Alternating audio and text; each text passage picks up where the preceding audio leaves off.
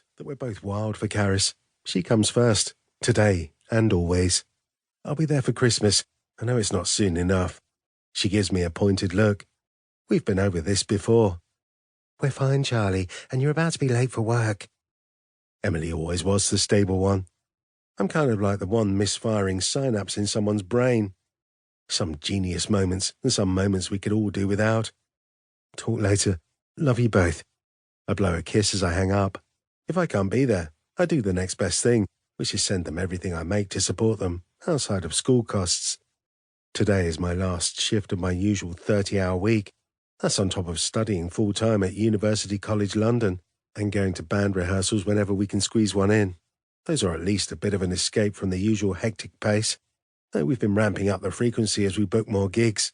There's also the weekly check-in with my therapist and, when they get their way, Sunday dinner with my family. It's a lot.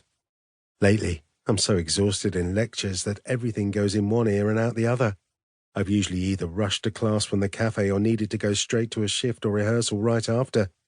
At night, I try to go through the lectures again to figure out what I've missed. The term's been a total muddle. I rake my hands through my hair a third time for luck, grab an apron, and head into the front of the cafe. The screech of the steamer does my head in. Never mind the strip lighting. While I'm warm and dry indoors today, give me November grey and rain. For my headache, dark and dreary lighting, please, and silence. But the customers queuing for their Saturday morning coffees don't care about the state that exhaustion and Friday nights left me in. I'm not sure if it was the single pint I drank that packed a wallop, the lack of proper sleep for days, or the press of what might be a migraine from too much stress. Or maybe it's that last night's gig still rings in my ears. Luckily, most of the customers so far this morning are regulars. There's little talking, punctuated with occasional nods and gestures at the pastry display. Your order will be up in a couple of minutes, I say in the brightest customer service voice I can manage to the woman I've just finished helping at the counter. Jasmine pauses beside me with a ruthless grin.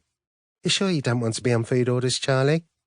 Behind her, Lars smokes at the espresso machine as he wipes down the steamer for the next drink, doing a poor job of pretending not to listen. I shudder at the thought of frying eggs, frying anything really. Any sort of greasy or fatty food is out too. Brioches, croissants, and never mind salads. Too leafy. The offensive crunch of celery and the tyranny of raw vegetables on an unsuspecting stomach is a total nightmare. The till is the safest here, even with the glare of the lighting overhead. Safer yet would be the luxury of lying absolutely still in my own bed with a pillow pressed over my face. But I need the pay. Every penny counts. Fuck no.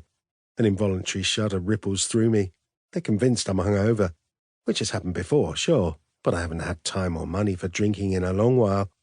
Maybe I'm coming down with something, like malaria or dysentery, or the galloping consumption, which would be at least useful for my English literature essay, and appropriately Victorian. Maybe I can get a sick note and an extension again. Let me know if you change your mind. Jasmine flounces off in a cloud of curls and irreverence. Bloody typical. Beyond her, the cafe's full of university students and tourists. It's the students that I especially notice, mostly head down over their textbooks and laptops. Like I should be, because I'm always way behind with my assignments and studying. That'll be me the moment I'm done with my shift tonight. The closest student has a daunting stack of economics books, enough for my blood to run cold as an English student. At any rate, exams are breathing down my neck as I get the last of the term's assignments in. Plus, I've got 2 assignments to finish up over the holidays on a special extension after some passionate grovelling to my tutors. Another group of students, a trio of guys, talk about their big night out plans for later tonight. Dinner, drinks, dancing. Sounds amazing. Sign me up.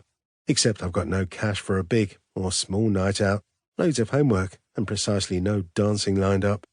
My band has a gig later, but it's work too, so I'll already have less time to study than usual on Saturday night. With a sigh, I squint against the light for the next customer.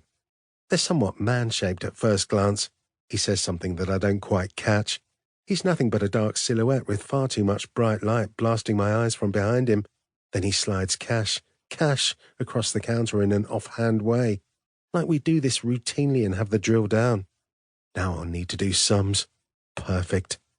What sort of wanker or monster uses cash these days? It tumbles out before I can stop myself. A wanker.